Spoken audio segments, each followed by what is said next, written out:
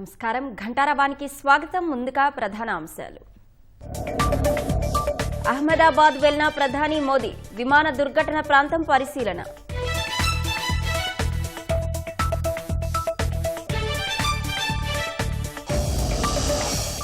Iran రాజధాని టెహ్రాన్పై Israel క్షిపణులు, అణుస్థావరాలే లక్ష్యంగా వైమానిక దాడులు.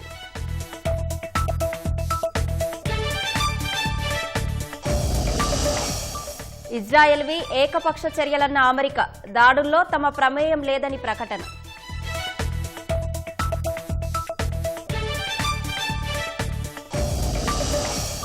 కోస్తాంధ్రపై ఉపరితల ద్రోణి ప్రభావం, 4 రోజులు భారీ వర్షాలకు అవకాశం.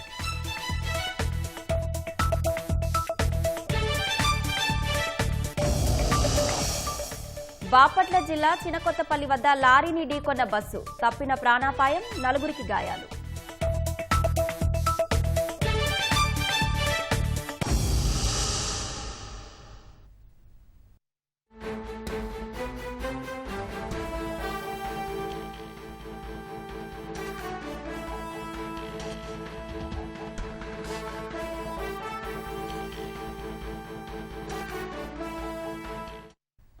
విమాన దుర్ఘటనలో 265 మంది చనిపోయిన అహ్మదాబాద్లో ప్రధాని మోదీ పర్యటిస్తున్నారు. విమానం కూలిన ప్రదేశాన్ని ప్రధాని మోదీ పరిశీలిస్తున్నారు. అధికారులను అడిగి ప్రమాద వివరాలను తెలుసుకుంటున్నారు. ఆసుపత్రిలో చికిత్స పొందుతున్న క్షతగాత్రులను ప్రధాని పరామర్శించే అవకాశం ఉంది.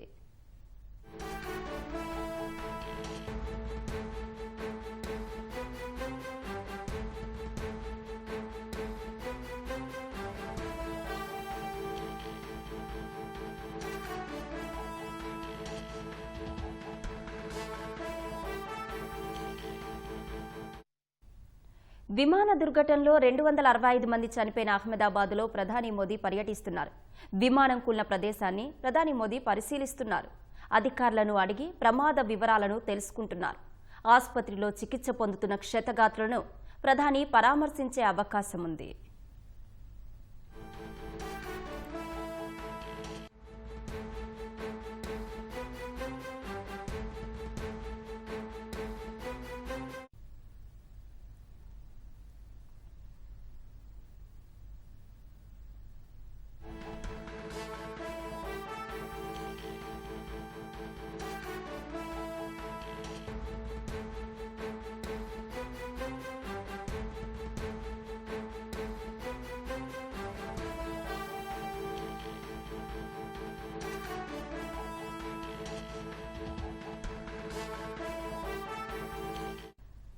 విమాన దుర్ఘటనలో 265 మంది చనిపోయిన అహ్మదాబాద్లో ప్రధాని మోదీ పర్యటిస్తున్నారు. విమానం కూలిన ప్రదేశాన్ని ప్రధాని మోదీ పరిశీలిస్తున్నారు. అధికారులను అడిగి ప్రమాద వివరాలను తెలుసుకుంటున్నారు. ఆసుపత్రిలో చికిత్స పొందుతున్న క్షతగాత్రులను ప్రధాని పరామర్శించే అవకాశం ఉంది.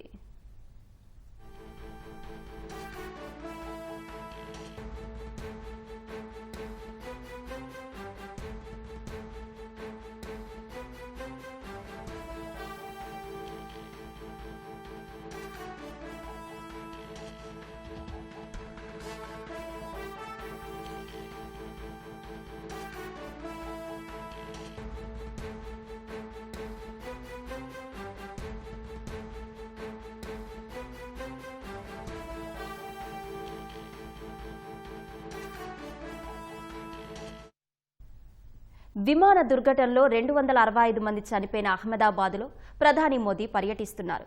విమానం కూలిన ప్రదేశాన్ని ప్రధాని మోదీ పరిశీలిస్తున్నారు. ప్రమాద వివరాలను మోదీ అడిగి తెలుసుకుంటున్నారు. ఎయిర్ ఇండియా విమాన ప్రమాదంలో 265 మంది మృతి చెందగా, మృతుల్లో 229 మంది ప్రయాణికులు, 12 మంది సిబ్బంది ఉన్నారు. దీంతో పాటు వైద్య కళాశాల సముదాయంపై విమానం పడడంతో మరో 24 మంది మృత్యువాత పడ్డారు.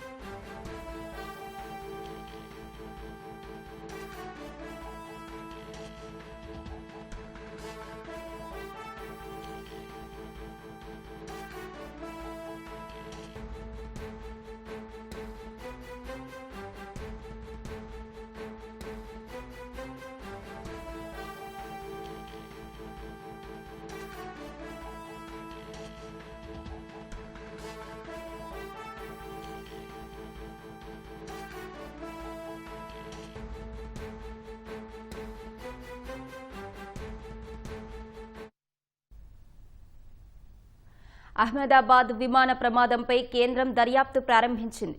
ఈ ఘటనపై భారత విమాన ప్రమాద దర్యాప్తు మండలి ఏఏఐబి దర్యాప్తు చేస్తోంది. ఈ ఘటనపై విచారణ చేసేందుకు దర్యాప్తు బృందాలను భారత్కు పంపినట్లు బ్రిటన్ ప్రధాని కీర్ స్టార్మర్ ప్రకటించారు. తమ బృందాన్ని కూడా భారత్కు పంపినట్లు అమెరికా ప్రభుత్వ సంస్థ ఎన్టీఎస్బీ వెల్లడించింది.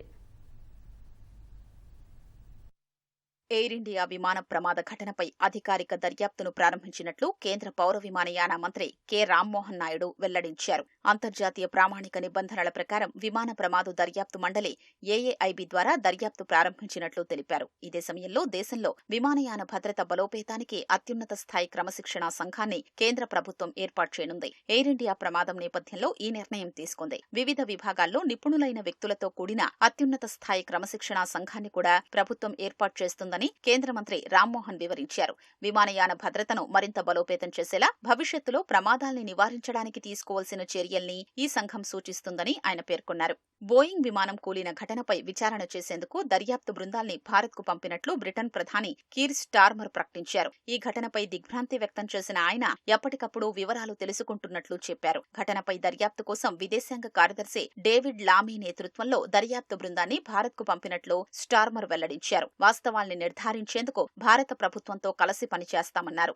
బాధితుల్లో బ్రిటిష్ పౌరులు కూడా ఉండడంతో తమ వారి సమాచారం కోసం దయచేసి విదేశాంగ కార్యాలయాన్ని సంప్రదించాలని ఆయన కోరారు. భారత నేతృత్వంలో జరుగుతున్న దర్యాప్తునకు మద్దతుగా బహుళ విభాగ దర్యాప్తు బృందాన్ని ఢిల్లీకి పంపనున్నట్లు యూకే విమాన ప్రమాద దర్యాప్తు మండలి ప్రకటించిన కొద్దిసేపటికే స్టార్మర్ ఈ ప్రకటన చేశారు. విమాన ప్రమాదంలో యూకే పౌరులు కూడా చనిపోవడంతో గత రాత్రే బ్రిటిష్ హైకమిషన్ కార్యాలయ అధికారులు ఘటనాస్థలికి చేరుకున్నారు.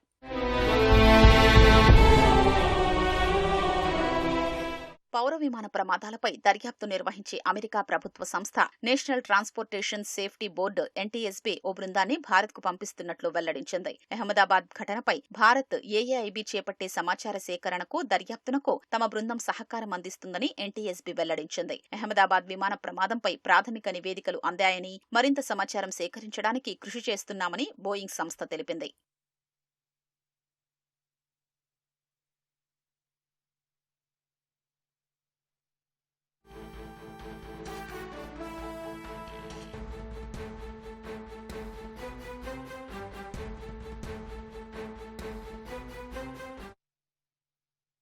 విమాన దుర్ఘటనలో 265 మంది చనిపోయిన అహ్మదాబాద్లో ప్రధాని మోదీ పర్యటిస్తున్నారు. విమానం కూలిన ప్రదేశాన్ని మోదీ పరిశీలిస్తున్నారు. అధికారులను అడిగి ప్రమాద వివరాలను తెలుసుకుంటున్నారు. ఆసుపత్రిలో చికిత్స పొందుతున్న క్షతగాత్రులను మోదీ పరామర్శించే అవకాశం ఉంది.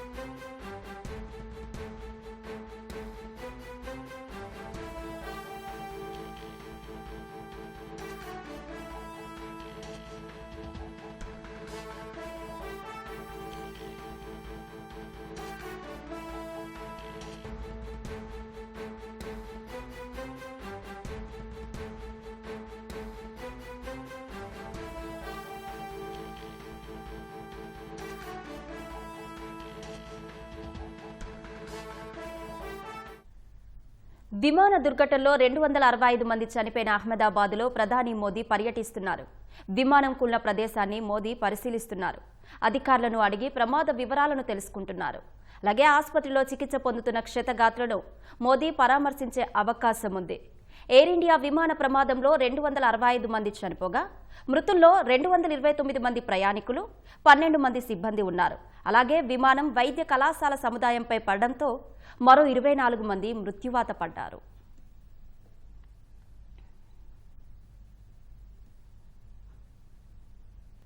పశ్చిమాసియాలో యుద్ధ మేఘాలు కమ్ముకున్నాయి. ఇరాన్పై ఇజ్రాయెల్ దాడులకు దిగింది. టెహ్రాన్పై ముందస్తు దాడి చేసినట్లు ఇజ్రాయెల్ ప్రకటించింది. ఇరాన్ అణు కేంద్రాలపై దాడి చేయవచ్చని అమెరికా అధ్యక్షుడు డొనాల్డ్ ట్రంప్ హెచ్చరించిన కొద్ది గంటల్లోనే ఈ దాడులు జరిగాయి. ఇజ్రాయెల్ దళాల దాడులతో ఇరాన్ రాజధాని టెహ్రాన్ చుట్టుపక్కల భారీ పేలుళ్లు వినిపించాయి. ఈ మేరకు ఇరాన్ మీడియా సంస్థలు వెల్లడించాయి. ప్రతీకారంగా ఇరాన్ దాడులు చేసే అవకాశం ఉండడంతో ఇజ్రాయెల్లో ప్రత్యేక పరిస్థితిని ప్రకటించినట్లు ఆ దేశ రక్షణ మంత్రి కార్జ్ వెల్లడించారు. ఇవాళ దేశవ్యాప్తంగా పాఠశాలలు మూసివేసినట్లు చెప్పారు. దేశంలో 3వ అణుస్థావరాన్ని ఏర్పాటు చేయనున్నట్లు ఇరాన్ ప్రకటించింది. ఇరాన్కు వ్యతిరేకంగా international atomic energy agency IAEA ప్రవేశపెట్టిన తీర్మానానికి ప్రతిస్పందనగా టెహ్రాన్ ఈ నిర్ణయం తీసుకుంది. ఈ రాజకీయ తీర్మానానికి ప్రతిస్పందించడం తప్ప తమకు మరో మార్గం లేదని ఇరాన్ విదేశాంగ శాఖ, ఇరాన్ అణు ఇంధన సంస్థ సంయుక్తంగా చేసిన ప్రకటనలో తెలిపాయి. టెహ్రాన్ తీసుకునే చర్యలను IAEAకి తెలియజేసినట్టు ఇరాన్ అధికారిక ప్రతినిధి బెహ్రూజ్ తెలిపారు. అందులో భాగంగా ఒక సురక్షిత ప్రదేశంలో కొత్త యురేనియం శుద్ధి కేంద్రాన్ని ఏర్పాటు చేస్తామని చెప్పారు. అయితే దానిని ఎక్కడ నిర్మిస్తున్నారనేది మాత్రం చెప్పలేదు. అయితే ఈ కొత్త అణుస్థావరాన్ని ఇప్పటికే ఏర్పాటు చేసినట్లు ఇరాన్ అణు ఇంధన సంస్థ చీఫ్ మహ్మద్ ఇస్లామీ పేర్కొనడం గమనార్హం. సురక్షితమైన అభేద్యమైన ప్రదేశంలో స్థావరం ఉందన్నారు. ఐరాస సంస్థకు ప్రతిస్పందనగా ఇతర చర్యలు తమ ప్రణాళికలో ఉన్నాయని తెలిపారు. అణు సంబంధమైన అంతర్జాతీయ నిబంధనలు ఇరాన్ ఉల్లంఘిస్తోందని IAEA వియన్నాలో జరిగిన సమావేశంలో తీర్మానం చేసింది. గత 2 దశాబ్దాల్లో తొలిసారిగా ఇరాన్ తన అణు సంబంధ బాధ్యతల్ని ఉల్లంఘిస్తోందని IAEA వెల్లడించింది. ఈ తీర్మానంతో ఇరాన్పై ఈ సంవత్సరాంతంలోగా ఐక్యరాజ్యసమితి ఆంక్షలు తిరిగి విధించేందుకు అవకాశం ఏర్పడింది.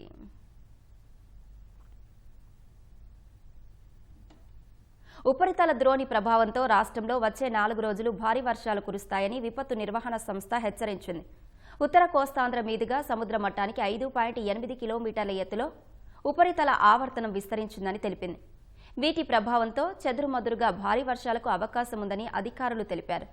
పార్వతీపురం, మన్యం, అల్లూరి సీతారామరాజు, కాకినాడ, NTR, ఉమ్మడి గుంటూరు, ప్రకాశం, నంద్యాల జిల్లాలో కొన్ని చోట్ల పిడుగులతో కూడిన వర్షాలు కురుస్తాయని అధికారులు తెలిపారు. భారీ వర్షాల దృష్ట్యా ప్రజలు అప్రమత్తంగా ఉండాలని హెచ్చరించారు. శ్రీశైలం జలాశయంలోకి వరద నీరు చేరుతుండటంతో ప్రముఖ సంగమేశ్వర ఆలయం క్రమంగా నీట మునుగుతోంది. ఎగువన కురుస్తున్న వర్షాలకు శ్రీశైలం జలాశయంలోకి కొద్ది రోజులుగా వరద నీరు వచ్చి చేరుతోంది. జలాశయంలో ఉన్న నంద్యాల జిల్లా కొత్తపల్లి మండలంలోని సంగమేశ్వరుడు క్రమంగా జలాదివాసంలోకి వెళ్తున్నాడు. శ్రీశైలం జలాశయం నిండితే 8 నెలల పాటు ఈ ఆలయం నీటిలోనే ఉంటుంది. శ్రీశైలం డ్యాం పూర్తి స్థాయి నీటి మట్టం 885 అడుగులు కాగా ప్రస్తుతం నీటి మట్టం 837 అడుగులకు చేరింది.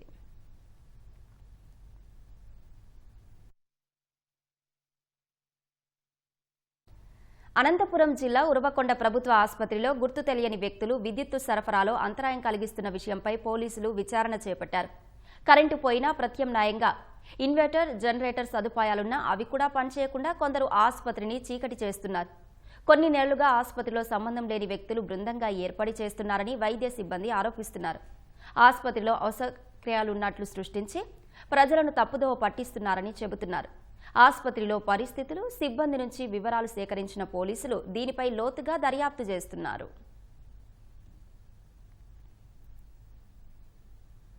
పులివెందులలో అల్లరి మూకలు రెచ్చిపోతున్నారు. మహానాడు సభకు ఏర్పాటు చేసిన టీడీపీ ఫ్లెక్సీలు, తోరణాలను వైసీపీ అల్లరి మూకలు చించేసిన ఘటన మరవకముందే గురువారం కొందరు గుర్తు తెలియని వ్యక్తులు తెలుగుదేశం పార్టీ తోరణాలను తొలగించి కదిరి రింగ్ రోడ్డు సమీపంలో కాల్చేయడం కలకలం రేపుతోంది. ఈ ఘటనకు సంబంధించి 15 మంది అనుమానితులపై టీడీపీ నాయకులు పోలీసులకు ఫిర్యాదు చేశారు. మళ్లీ ఇలాంటి ఘటనలు జరగకుండా బాధ్యులపై కఠిన చర్యలు తీసుకోవాలని కోరారు.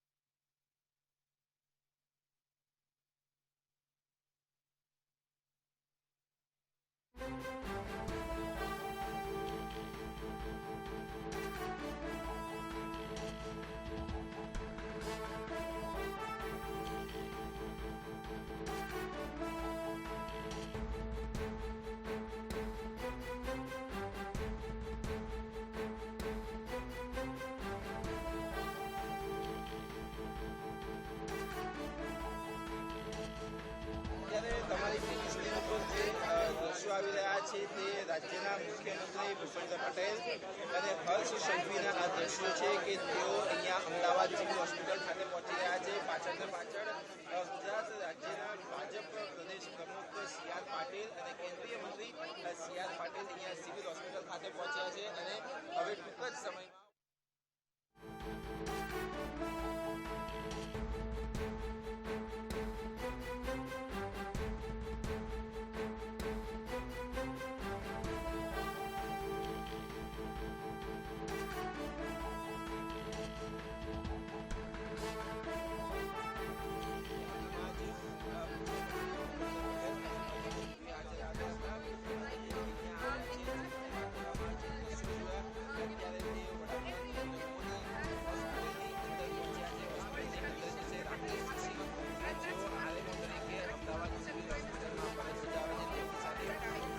કરશે અને ત્યારબાદ સેવા વોર્ડમાં કે જેઓ અત્યારે હાલમાં દાખલ છે જે જગ્યા ઉપર નેશનલ ઇજાગ્રસ્ત બન્યા હતા અને અમદાવાદ સિટીમાં જ સારવાર ચાલુ છે તેની મુલાકાત કરશે મેળવશે. આ ઉપરાંત બીજી વાત કરવામાં આવે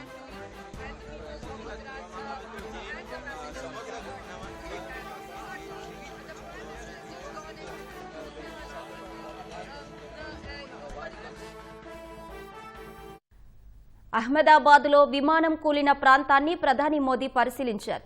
ప్రమాద వివరాలను అధికారుల నుంచి అడిగి తెలుసుకున్నారు.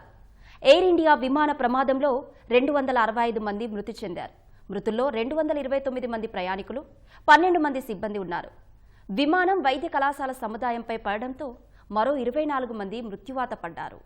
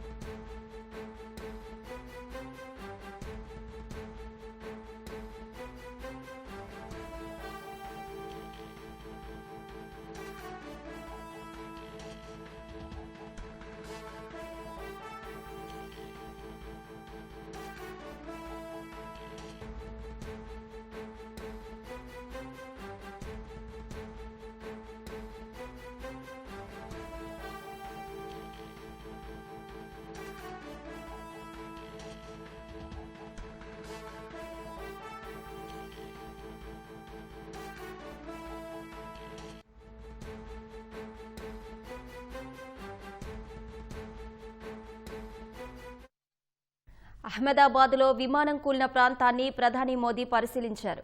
ప్రమాద వివరాలను అధికారుల నుంచి అడిగి తెలుసుకున్నారు. ఆసుపత్రిలో చికిత్స పొందుతున్న క్షతగాత్రులను ప్రధాని మోదీ పరామర్శిస్తున్నారు. ప్రధాని మోదీ వెంట విమానయాన శాఖ మంత్రి రామ్మోహన్ నాయుడు ఉన్నారు. ఎయిర్ ఇండియా విమాన ప్రమాదంలో 265 మంది మృతి చెందగా మృతుల్లో 229 మంది ప్రయాణికులు, 12 మంది సిబ్బంది ఉన్నారు. విమానం వైద్యశాల సముదాయంపై పడడంతో మరో 24 మంది మృత్యువాత పడ్డారు. మృతి చెందిన వారిలో గుజరాత్ మాజీ సీఎం విజయ్ రూపాని కూడా ఉన్నారు.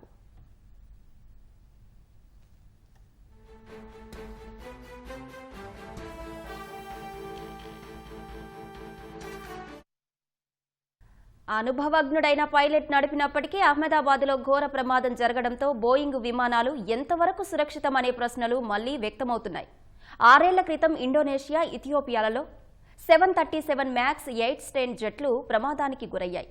అహ్మదాబాద్లో ప్రమాదం జరిగిన 787 డ్రీమ్ లైనర్లో తరచూ సాంకేతిక సమస్యలు తలెత్తుతున్నాయి. అయితే 787 విమానం కూలడం మాత్రం ఇదే తొలిసారి.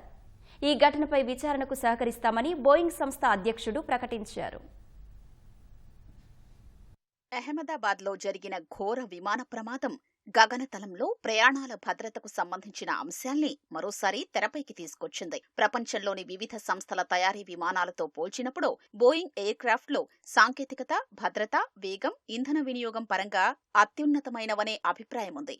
ముఖ్యంగా 787 డ్రీమ్ లైనర్ విమానాలు ఎక్కువ సంఖ్యలో ప్రయాణికుల్ని సుదూర గమ్యస్థానాలకు తీసుకెళ్లడానికి అనువైనవి. డ్రీమ్ లైనర్ విమానాల్లో ఇప్పటికే పలుమార్లు సాంకేతిక సమస్యలు తలెత్తినా ఆ శ్రేణి విమానం కుప్పకూరడం ఇదే తొలిసారి. అహ్మదాబాద్ ప్రమాదం నేపథ్యంలో బోయింగ్ విమానాలు ఏ మేరకు సురక్షితమైనవనే సందేహాలు వ్యక్తమవుతున్నాయి.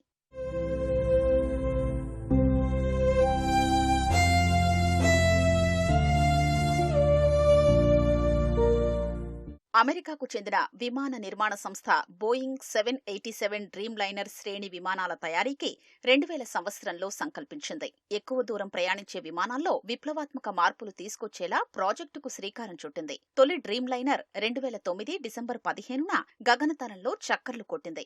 ప్రపంచవ్యాప్తంగా 787 డ్రీమ్ లైనర్ విమానాల్లో ఇప్పటి వరకు 100 కోట్ల మందికి పైగా ప్రయాణించారని బోయింగ్ సంస్థ ఇటీవల ప్రకటించింది. వివిధ విమానయాన సంస్థల వద్ద 1148కి పైగా ఈ శ్రేణి విమానాలు ఉన్నాయి. ఎయిర్ ఇండియా 34 డ్రీమ్ లైనర్ల ద్వారా ప్రయాణికులకు సేవలందిస్తోంది.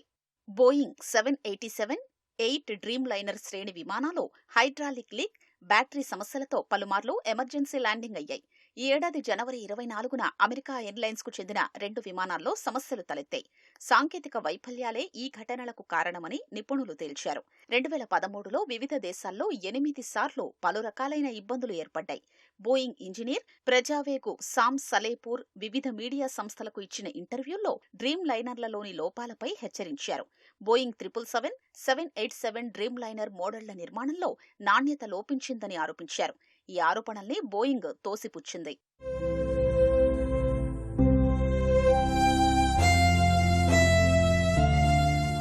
బోయింగ్ తయారు చేసిన 737 మ్యాక్స్ 8 శ్రేణి విమానాలు 6 ఏళ్ల క్రితం ఇండోనేషియా, ఇథియోపియాలలో ఘోర ప్రమాదాలకు గురయ్యాయి. 2018 అక్టోబర్ 9న 181 మంది ప్రయాణికులు, 8 మంది సిబ్బందితో జకార్తా నుంచి బయలుదేరిన లయన్ ఎయిర్ సంస్థకు చెందిన విమానం జావా సముద్రంలో పడిపోయింది.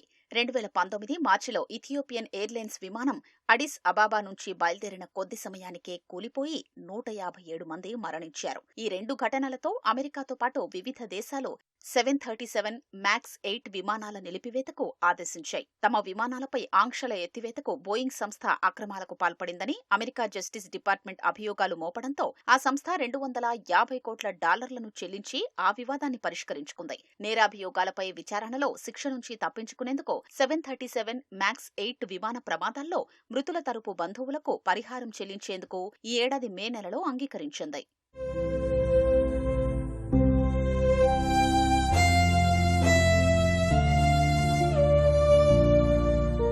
అహ్మదాబాద్లో ప్రమాదానికి గురైన విమానం 11.5 ఏళ్ల పాతది. వైమానిక విమానాల విశ్లేషణ సంస్థ సిరియం ప్రకారం ఆ విమానం 41,000 గంటలు ప్రయాణించింది. ఎయిర్ ఇండియా వద్ద మొత్తం 34 బోయింగ్ 787 విమానాలు ఉండగా వాటిలో బోయింగ్ 787-8 పాత విమానాలు 27 ఉన్నాయి. వాటిని రాబో నెలల్లో నవీకరించాలని ఎయిర్ ఇండియా నిర్ణయించింది. పాత బోయింగ్ 787-8 విమానాల్లో తొలి విమానాన్ని జూలైలో నవీకరించాలని ఎయిర్ ఇండియా నిర్ణయించింది. మిగిలిన B787-9 విమానాలు ఎయిర్ ఇండియాలో విస్తారా విలీనం తర్వాత చేరాయి. భారత్లో ఎయిర్ ఇండియా, ఇండిగో వద్ద మాత్రమే బోయింగ్ 787 విమానాలు ఉన్నాయి.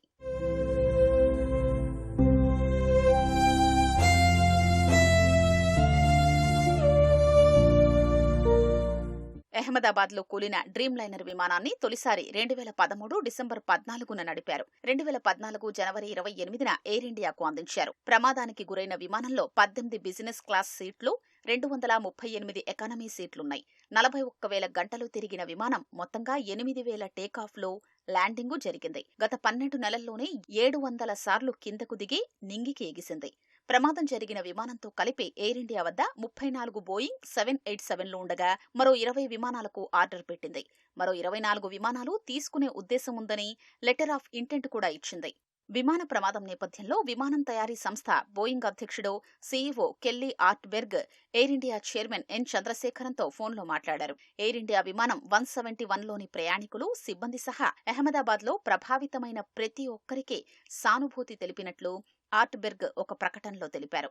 భారత aircraft accident investigation bureau AAIB నేతృత్వంలోని దర్యాప్తునకు మద్దతివ్వడానికి బోయింగ్ సిద్ధంగా ఉందని ఆయన తెలిపారు.